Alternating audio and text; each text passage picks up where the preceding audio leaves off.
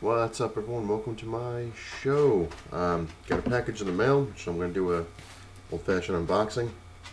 But before I get into that, I wanted to talk about something I had mentioned in a previous video. How insanely high-priced comics are, and I took this photo because I had gotten. Because I'm actually going to put this out there. I'm not going to try to, blame anybody, but I'd gotten a message from Midtown Comics saying they're having the shoot sale, on the back issues. So I'm like, hey, you know what? Maybe I'll take a look. Maybe there's some Spider-Man issues I can grab cheaply. Some of them are 75% off. Some were 25. Some were 10. It was a whole big mess. So the one problem with stuff like that, when stores have sales, is a lot of times they'll jack the prices up and then lower it with the discount. So it's almost like you're either paying the same price you would normally pay without the sale, or sometimes you're paying more. Sometimes you get a deal, but you might not be able to see this, but I took a photo of this just to prove a point. I was telling my friends, about the video that I made. You're not gonna be able to see it, but if you go on there, if I turn it sideways, you might be able to see it. If you go on there, and this is, all right, maybe that'll work. There we go. If you go on there. You're not going to be able to see it too well. You can kind of see it sideways. You have to look at it sideways. But if you look at the Amazing Spider-Man books, the top one is Amazing Spider-Man number 107. Now, check this. For a very fine condition, they want $63.45. The regular price was $70.50. It says you save $7 on the 10%. $63. And it's not even a key issue or anything. It's just number 107. Number 128, they want $26.63 for a fine condition. Regular price is $35.50. That's just nuts. Granted, I have seen the two of them on eBay for a lot cheaper. You can get 107 for like $5.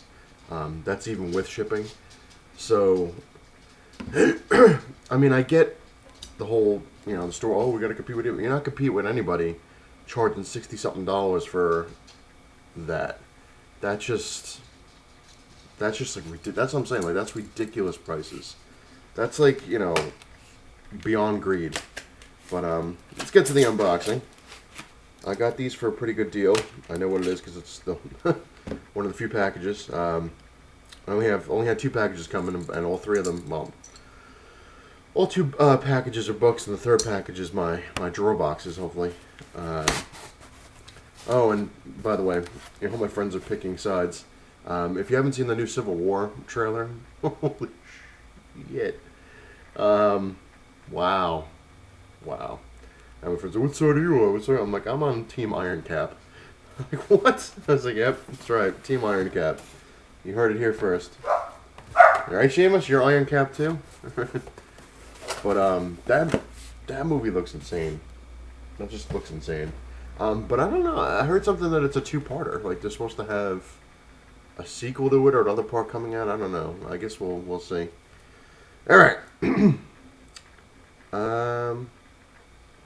Yeah, not bad. Yeah, it's in pretty good shape. All right. So the funny thing is, this guy apparently left the price tag on these. From where he bought them from, and there's no free publicity around here. Kidding, but I got a pretty good deal on these. At least I think I did anyway, or at least one of them. No, maybe both. I guess I don't know. Basically, with the shipping, I got both these books for $10. That's with the shipping, so it's not too bad. Especially one of them. I just want to get this stuff off. It looks like crap. One of them is like not. It's not that it's not a key issue. Well, actually, both of them. It's not like it's not a key issue. But right, Seamus. But one of them sometimes is hard to get for a good price. So there we go. So I'll show you. Show you the other one first. I got the Brightest Day number 4, which is apparently the first appearance of the Black Lantern Firestorm. And I love Firestorm.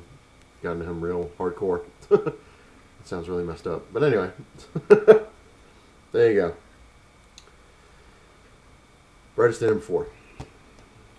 And last but not least, I'm excited to have this because I've always overlooked it. Well, I don't overlooked it, but I just never got around to it, I guess. I was just like, That's Peter Parker, the Spectacular Spider-Man #1. So, $10 I paid for both of them with the shipping. I thought I got a pretty good deal. The original price the guy had on here was like, I think 5 and 5 or something. So, I guess maybe, he got his money back or whatever. But, not too bad. Like, it's actually in pretty good shape, the #1. I've been wanting to get this for a long time. It's been on my list. I'm like, I gotta get it. Because a couple of years ago, well, a little more than a couple of years ago, when I went after Web of Spider-Man to complete that full run, I was like, you know what, the full series, I'm like, every time I just kept overlooking Spectacular. I'm like, I like Spectacular, but I didn't like it as much as I liked, Web and Amazing. So I was always like, over it. I'm like, and most of the time you couldn't get any good deals on them, especially when I go to conventions. Spectacular Spider-Man's always kind of like up there too with Amazing, and then like Web is kind of like the lower end, I guess. I don't know. But this one is always like, $15, $20. Sometimes I see it for $5, but then, the bidding goes up, so it was kind of cool. Like this was like I said, a bidding thing. Same seller. I was looking through his stuff. I'm like, I'll try for Mr. Spider-Man. Then I saw the Black Lantern Firestorm. I'm like, what the hell? I'll put bids on it.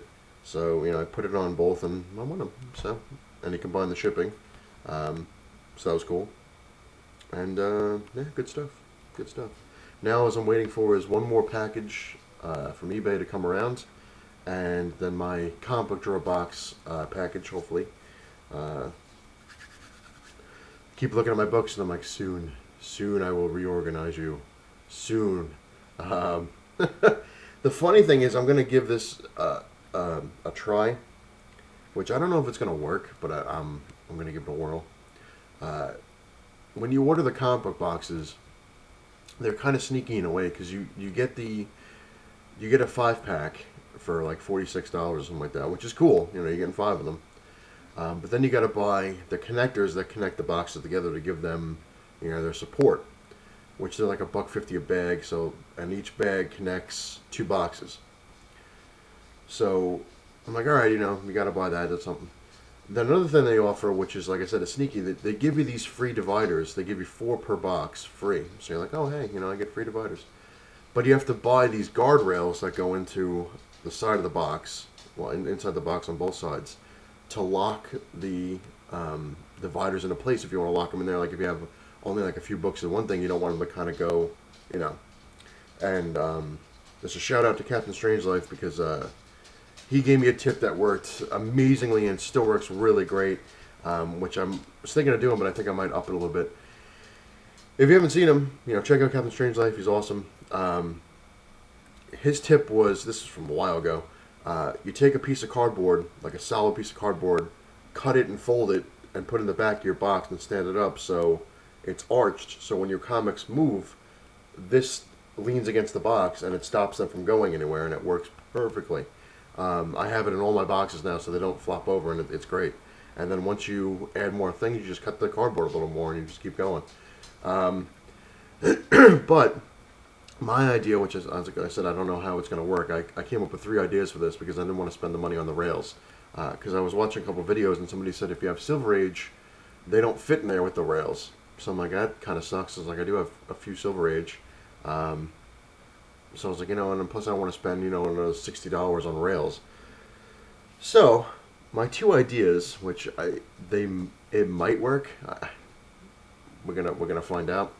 One of them I don't think would work too well. I mean, I think it would work, but I think it would mess with the box a little more. Is the drawer part. I was going to cut grooves into it so you could just stick the divider into the groove and then, you move it in and out. But my problem with that is, if I do that, it's going to hit the shell, it's going to mess up the whole thing, so it's going to kind of screw it up. So my second idea was those dividers come with little legs basically that would stick on the grooves, and then they fold in so you get the the thing.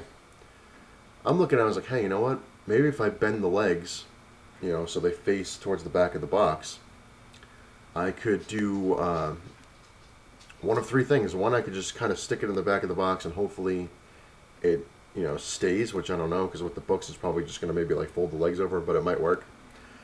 Or take a little bit of crazy glue, stick it on the edges of the divider itself, the legs, and stick it to the back of the box so it like locks itself in place back there.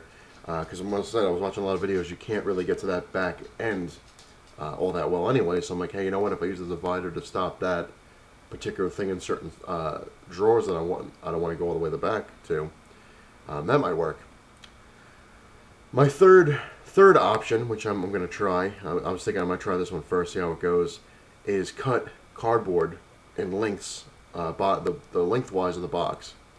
Cut grooves into that, and then put that in the box and put the divider. So if anything, I fix something, I could always just pull the things out without having to glue anything. Or the other thing I could do with the divider thing is just glue the legs to the side of the box, and it's not going anywhere then. Haven't figured it out yet. I'm gonna try different things, see which one works the best, because I don't want to ruin the boxes because they're expensive. But plus I want to keep them for a long time because they're gonna be open and close, open and close. But we'll see. We'll see how it goes when it shows up. I'm gonna make a video of the collection room anyway, so I'll show what I did, what I came up with, and hopefully it works. But we'll see. And that's pretty much it. I've rambled on enough. I gotta actually get back to fixing that room actually. So that's what I'm gonna go do now. Thank you everybody watching. Remember, it's not the size of your key that matters. It's what you have in it. Later, everybody.